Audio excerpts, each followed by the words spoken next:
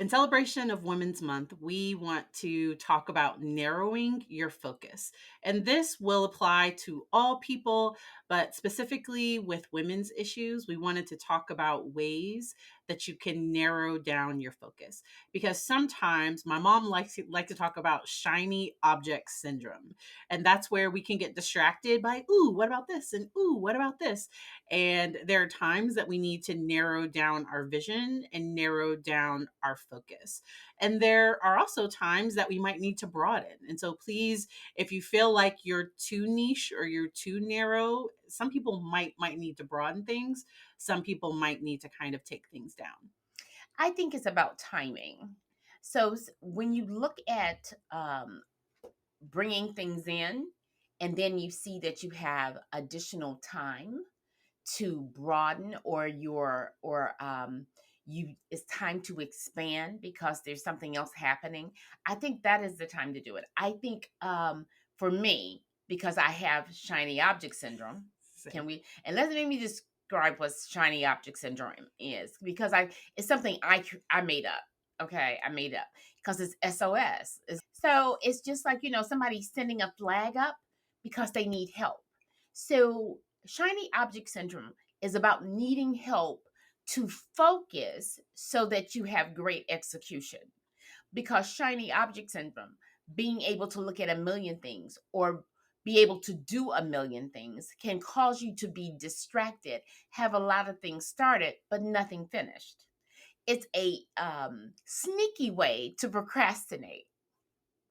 And that's part of the issue with that. So that's shiny object syndrome. So let's get back on the reason then to take a person who is multifaceted, multi-talented, has the ability, the capacity and capability to do almost anything they put their mind to.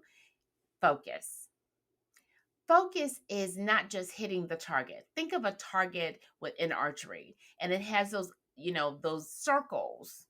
So on the outer layer, you still hit the target, but you didn't hit the bullseye. So as you focus, you get a chance to hit the bullseye. To really be intentional about moving forward. And it doesn't mean that if you're on target, you're not doing a great job. Can we just say that? Yeah. Because getting on the mat, on the target, is sometimes takes a lot of work. Mhm. It's not something that comes easy to all of us, and especially to creatives like me. Okay. So we just have to be careful. And so then I'm going to use Stephen Covey's word, which I really like, is he said, start with the end in mind, number one. And then the other thing that I love is make the main thing the main thing. And Patrice. and when he says make the main thing, I think making sure that when I start my day, when I'm looking at my schedule, that I'm scheduling the priorities, that I'm making sure that I'm getting the major things done. So on my way into the office today, I realized that I didn't have any creamer. And coffee or tea with some cream, that is very important for me to start my day. It is not so Incredible. my day would be fine if I didn't have it, but I had a few extra moments. I wouldn't be late to an appointment with a client to get creamer, but I was like, okay, mama's coming, it'll be okay for me to stop by real quick. But I didn't get distracted in the store because CVS has this aisle of just stuff. There was just stuff all down this aisle. I avoided that aisle. I just got the things I needed, and I ended up coming right out. And so I think when you narrow your focus, you're able to not waste time. And so my mom also says a lot that we have the same amount of time as Bill Gates, as any other person. So we all get the exact same amount of time. It's what we're doing with it. And I like people taking control of it. Mhm. So often people will say, they wasted my time. They made me do this. They made me do that. Now, if for my job, if I'm required to be in a meeting, and this used to happen when I worked within a larger agency, we would have these regular meetings that about 80% of the meeting was completely pointless to me. And so what I would do is I would make the decision to bring my laptop, and I would often multitask. The parts of the meeting that didn't apply to me, they were not wasting my time. I have to give you permission to waste my time. So I would make that meeting productive. And or I would, play on my phone. I'm just being honest. Like I don't work there anymore, so I can say it. I would play on my phone. I would, talk with my other coworkers. So I have to give somebody the ability to waste my time. Now, I have a 4-year-old, and I'm not gonna. So sometimes we have to negotiate.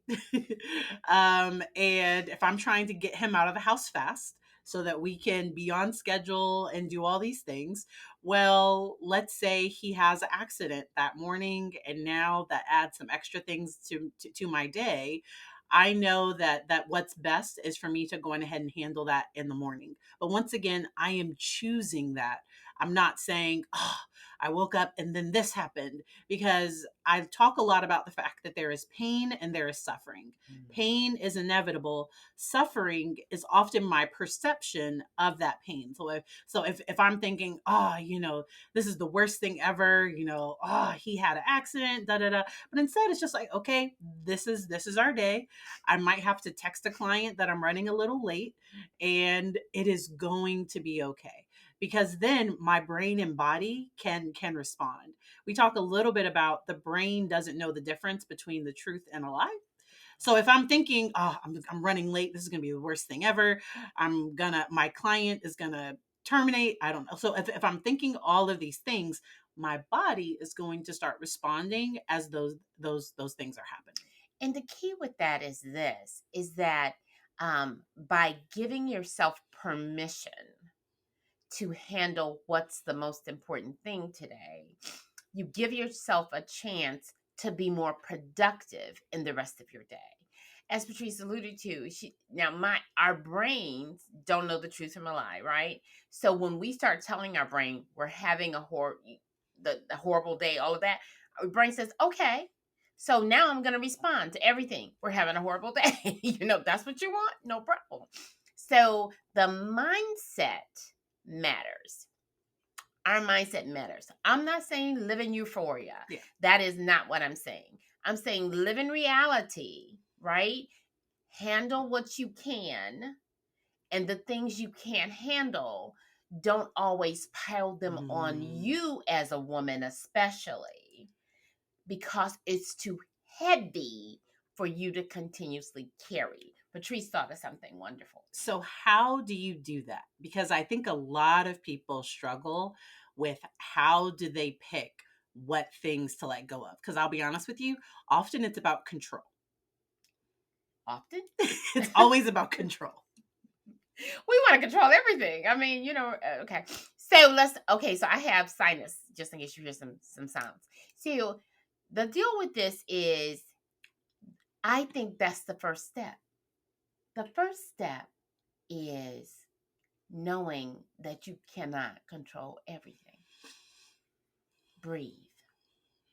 That's number one. And that is liberating. So with step 1 being accepting, I cannot control everything. I can't do it. I can't make my 4-year-old get in the car. Now I can encourage, I can inspire. I know we have these little Lara Bar breakfast cookies. And so like if he loves, like, all right, because so we normally eat breakfast in the car on the drive down. And so on Mondays especially, because Mondays are he already at 4 years old, he's already over Mondays. He's like, Saturday and Sunday are home days. Why is Monday a thing? He already knows. But when I get into a power struggle with him, now we're both, mostly me. Like now it becomes an issue versus partnering and saying, all right, how are we going to get out? Now this is our goal. This is what's happening. Staying home is not an option. And she knows staying home is not an option. So let's go back to how do you, as a person, what are some of the tips that you can use to help you deal with the reality of it. Okay, so I'm gonna give a really good example that I didn't know about, that I did. I reached in my purse and I pulled out a pen because I said I need to make some notes. Okay, the pen, you can't see this. The pen is empty. It has nothing to mark with. It's gone. It's a beautiful pen. It's a beautiful pen, and it's for my nonprofit. But it's because something happened in my purse and it's the pieces are in there. This is a key. You need to go back and get the pieces that you need to do what you need to accomplish in this moment. If it's breathe because you need peace, that's your peace that you need to bring to the table right now. Is it managing your emotion right now? Is that the biggest piece that's going to get you ahead? So knowing what the main thing is not always about going to get an instrument. It may be self-management that's going to bring yourself so you can fully engage and accomplish what you need to do in this moment. Give you another example. What happens as a professional when your child woke up that morning, they're sick? Patrice, listen, she understands this. Everybody understands this. But then you feel like you're being pulled. And I'm not saying working for yourself because that's a little bit different than working for whatever, an outside agency, a large company. Sometimes they're like, but you have 3 briefings today. We don't, whatever happened at home happened at home. But sometimes you can't walk away from what happened at home. So how do you come back and do what you need to do? Sometimes you have to recenter yourself. Find the thing that causes you to recenter.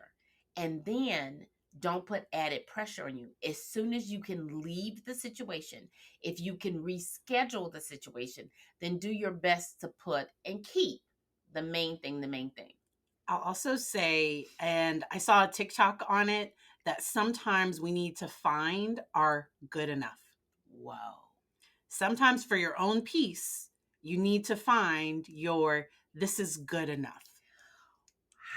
Wow. Okay, so let's talk about that for just a sec, because this will help you. There's this thing, and I was with this lady called Jennifer is her name. She gave us this, and I'm gonna share it with you because I thought it was phenomenal. I have always been taught that 100% is an A. If I don't reach for 100%, then that's an issue, and I need to work harder. I'm going back to enough is enough. But she gave us this concept that, okay, so when you're going after a target, remember we talked about targets?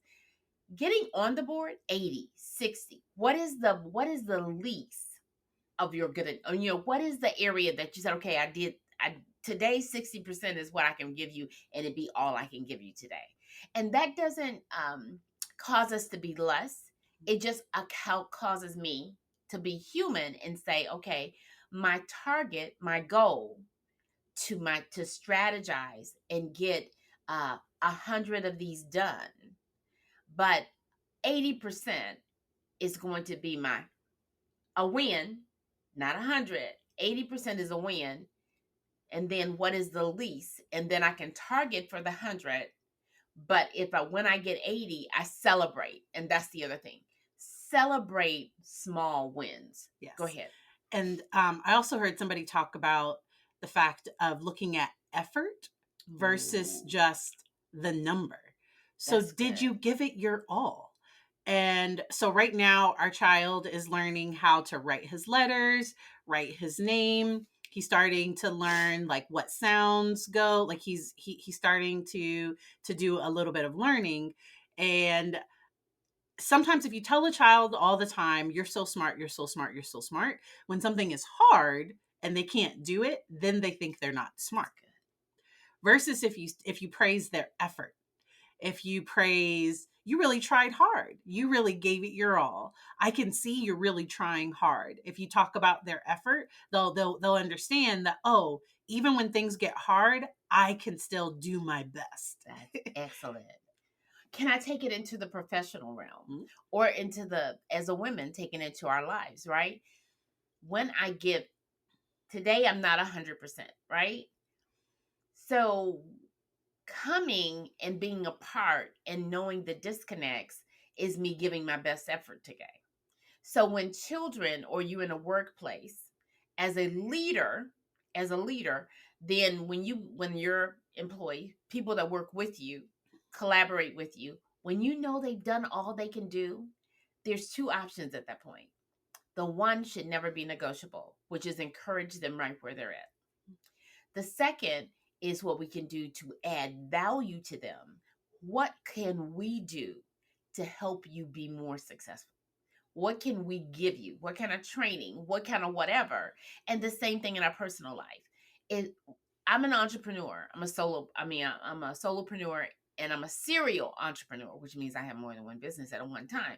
But I excel in that space. Someone else matching their life to mine would be very disenchanted is the word I'll use. You're not looking to be someone else. Be the best you can be. And I think avoiding comparison. Oh yeah. I think that is incredibly important. And we've mentioned it multiple times, but I think this really applies to narrowing down your focus. We're talking about finding your thing. So my thing isn't going to be somebody else's thing. And that's okay. And on social media, I have to remind myself of that every so often. It's like I'm gonna do this my way, and that's okay. And somebody else might do it their way and have their success, and they're comfortable with where they are, and then I'm going to do it my way, and that's okay. And so I think being able to detach ourselves from the outcome, which is so hard. So what I mean by detaching yourself emotionally from the outcome, because sometimes I want to look at it as a learning experience. So when I launched my private practice, I didn't know if it was going to work. And even now, I know in the next few years, the practice is going to continue to change, continue to evolve. And it's not that I did anything wrong, it's that I'm learning as I go. And that, okay, so this really isn't worth it for where I am right now. So I'm going to make this adjustment. And that adjustment doesn't mean that I failed. It doesn't mean that I did anything wrong. It's just, okay, this didn't work. And now let's shift it to something else. Because focus, I went to go get my eyes checked yesterday. I thought that there was something wrong with my left eye because every now and then something happens to it. And I'm like, uh-oh. So there's two things. Sometimes focus, you need help to focus. So I went in. He told me I needed a little ad over here, a little ad over there. I was reading the lines and I looked at one and I said, now it's an O. He said it was always an O. He said it was always an O. Before I gave all these other letters on this one line, right? A C or something. It was a C. Mm-hmm. But for how I saw it, mm-hmm. It was a C. Mm-hmm. So when it became the thing, it was always, mm-hmm. Hear me, where it was always an O. You need somebody in the room to look at you and be honest and say, it wasn't always an O. It was always an O. So all I could do was laugh. But what it helped me see is now my focus is on. I can see the right thing. So sometimes when we try or attempt to focus on something, what we see is not what it is. And then with letting go of comparison, I think also letting go of shoulds. Yes. I should do this. I should do that. So, because I think that can go along, because you'll see other people doing things their way.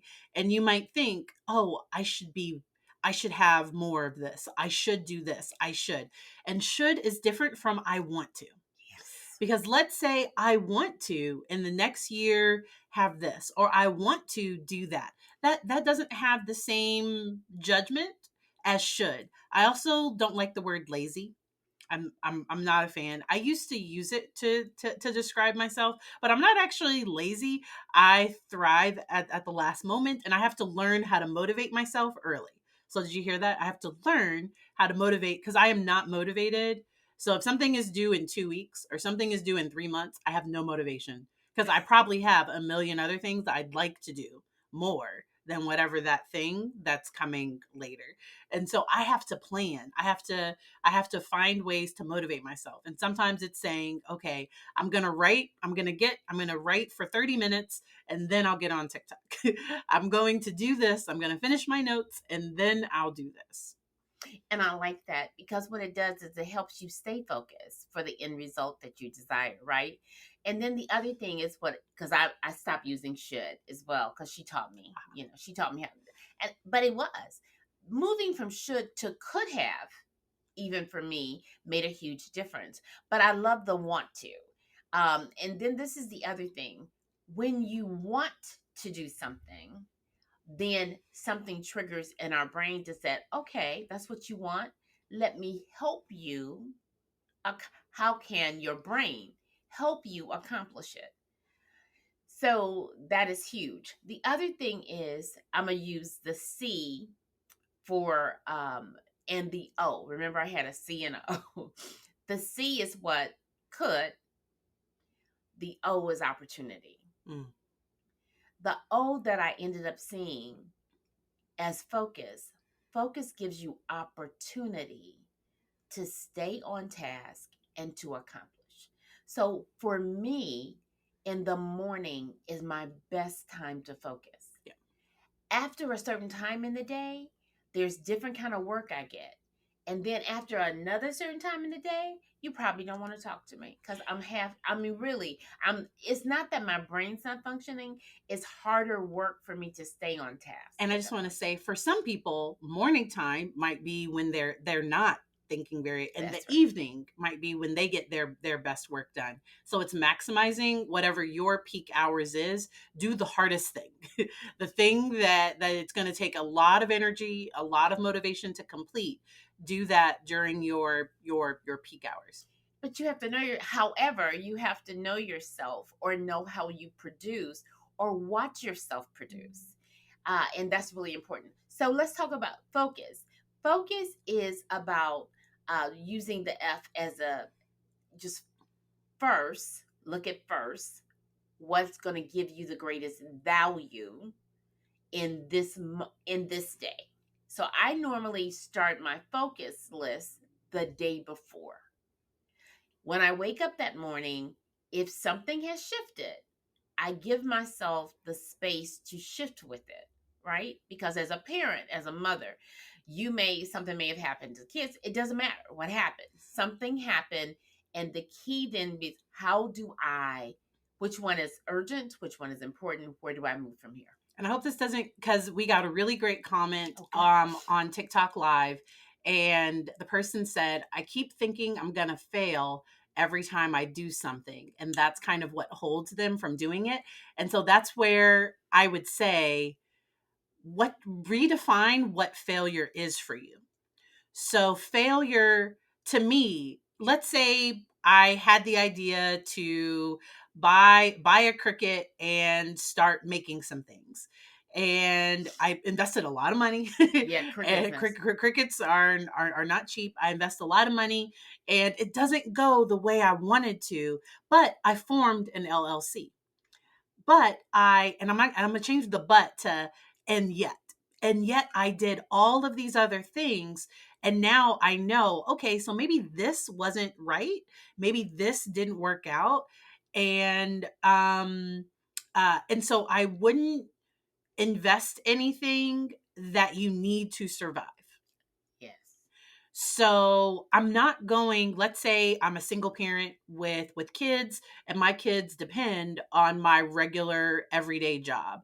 I might have to have a successful business before I can complete, or I might have to test it a little bit and know, okay, once I can give this my full-time devotion and I have my savings, the kids know that we're making some adjustments, we're not eating out as much, we're getting an emergency fund for when the launch does happen.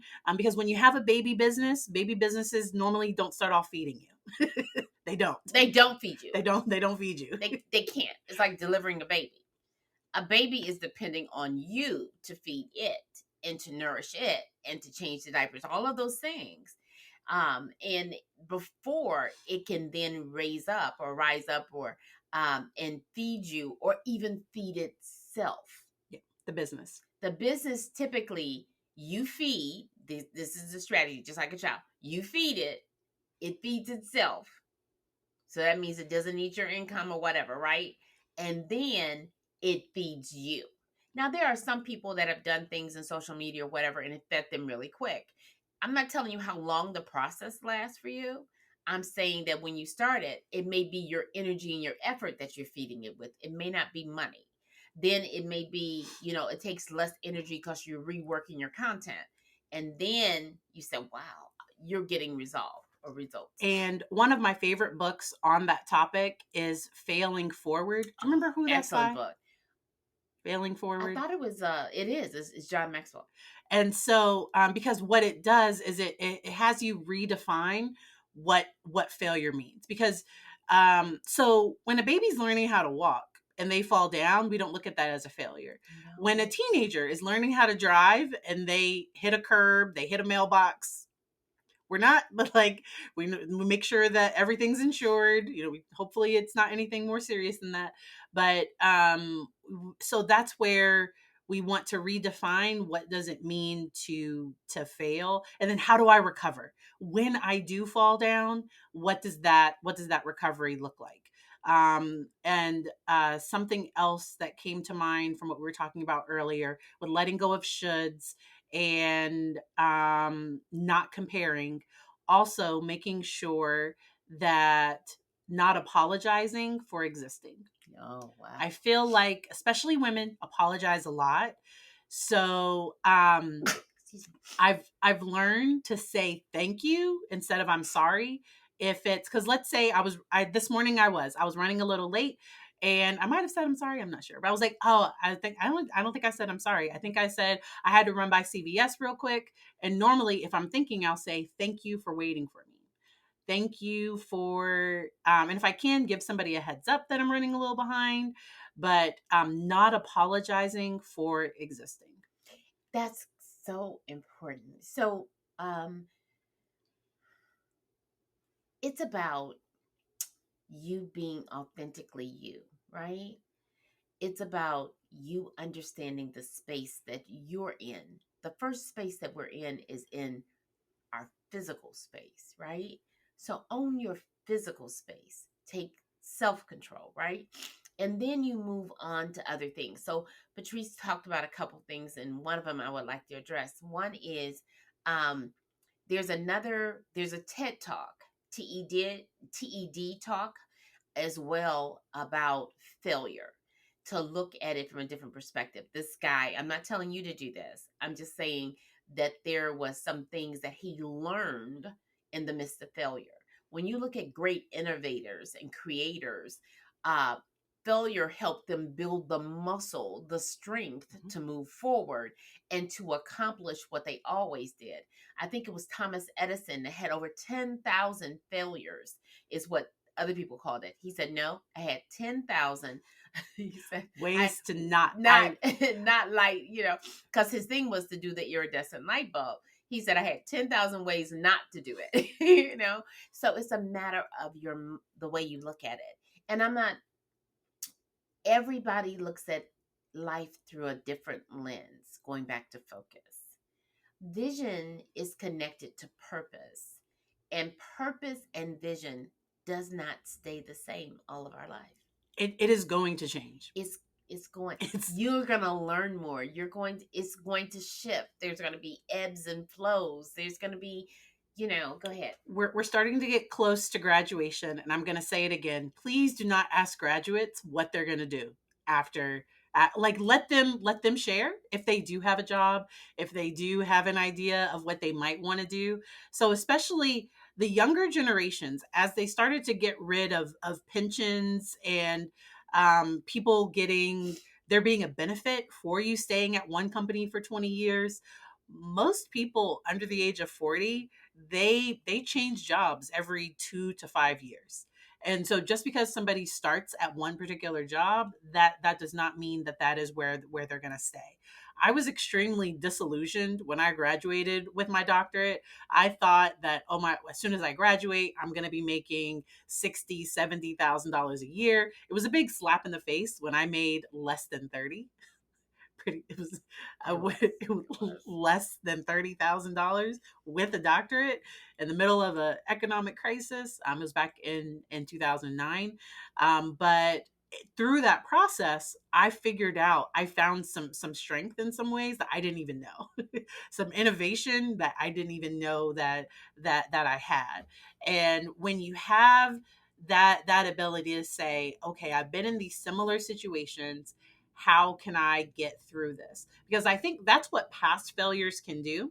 And even if, let's say, I didn't handle it great, let's say it wasn't a good experience, what did I still learn from it, even if it wasn't a good experience? And there's clarity in crisis. I'm not just putting the book that Patrice did on clarity in crisis is really important. It's not just a reference book, it also helps us, all of us, go through it and look at things in the middle of a crisis. Now, during the time we look at whether it be COVID or whatever, and that was, or the downturn of the economy, we are typically either in a crisis, coming out of a crisis, a situation, Yeah. coming out of it, or going into one. Okay, so we don't know we're going into one. Who knew in the beginning that 2020. it was 2019? Was it 2020? Anyway, whatever year it was. So it's been so long. So you going into that, who knew? So you made plans for one thing and something else happened. So the question is for all of you to write down the things that you learned during this pandemic. And then write the things that you've learned in other crisis type situations that you've been in and learned. Hear what I said. Not what happened. I'm not telling you about to go, don't go through what happened. I'm not doing that. Just write down some key points of what you've learned. And what you learn typically in a crisis is how to thrive. How And some people just survive it. Okay. So it is okay if what I did was I just made it through. I follow some phenomenal adoptees that are doing amazing work educating on the importance of centering adoptee voices. A lot of people that had very negative experiences, and that, and so I love hearing stories of people then trying to educate others so that they can make different choices, so that we can reform certain systems and people using their voice to make change. And that's where sometimes purpose can end up coming. People can find, oh wow, like if I hadn't experienced what I had experienced, I wouldn't have been interested in this thing. I share all the time. I had a bad experience with my middle school guidance counselor. My mom knows exactly what I'm talking about because she went and told the lady about herself in a very nice way, but like the lady, yeah, she told the lady about herself. And but that experience, before that experience, I wanted to be an accountant. If my childhood had been perfect, I would not be a therapist. I would probably be an an accountant. And so sometimes, and that does not take away the pain, because I think sometimes people glorify it too much, and they try to say, and they say things that really hurts the person that has been through the experience. Because I do not want my child to ever go through anything bad, and yet I know I can't protect him from everything. And so that's why I'm listening to the book Trauma Proofing Your Kids, where it's talking about how do we grow people that are problem solvers, that have flexible thinking, that when things happen, they have good communication, they have good emotional intelligence, and then they have safe environments where they can go to get the help and support that they need. wow. That's a lot. The key with that is what I recommend that all of us do is look at how we define certain words. Mhm. Because success is a word that one person says it, they mean one thing, but what does it mean when you say success? And I would How encourage does it impact your life? are you looking at to identify what is success for you personally? Go ahead. And I would encourage you to say, how does it feel? What are the people around you doing? What are they benefiting from? But for it to not be a certain number. Yeah, and nor was I referring But to a I number. just like That's great for clarity. Mhm. I just like for it to be clear, because some people think, when I get $10,000 in the bank, then I'll be happy. Then I'll be successful. But then what happens is they get that amount in the bank, And they're not. and it's still not enough. They still don't feel secure. And so I think adding on to it, some of that mindset change can be helpful.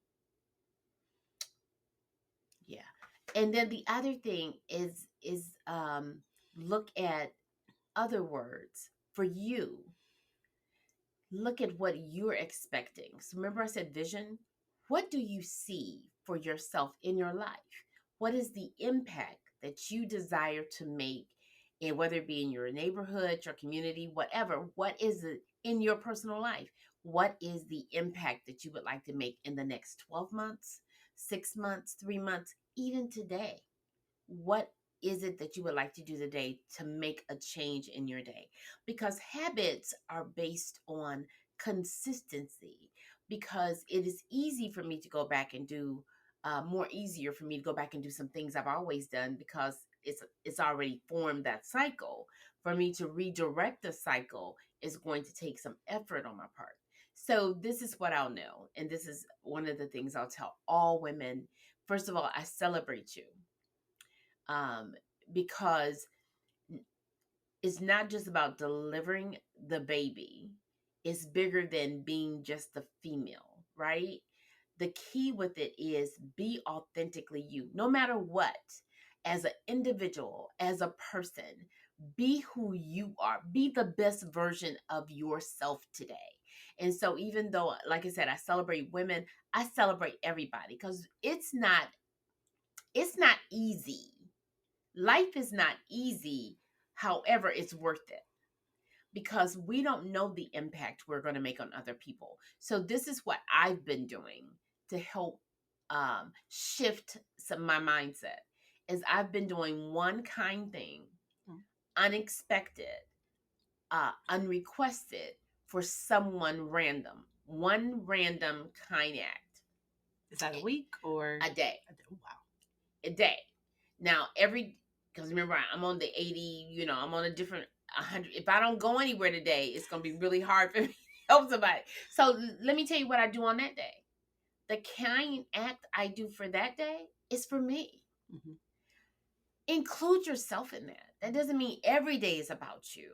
However, if I'm not going anywhere today, that I do something, sit in the window and drink a cup of tea. You do something for you. Do a random kind act for you as well as others. And when you do that and you build that cycle, that habit, you'll find it so much easier to listen to what people are saying, to impact people's lives with the little things, because it is the little things that make the huge difference in other people's lives. It is the little thing, going through a Walmart line and the girl looking like I'm ready to just, throw everything away.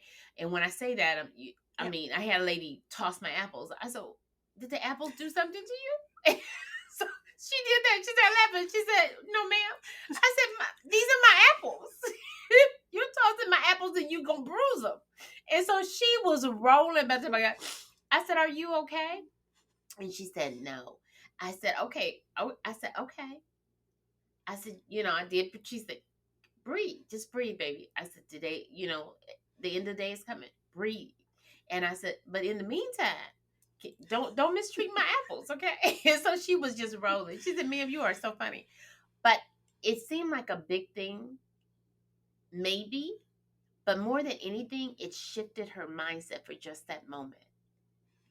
For that second, she was able to laugh.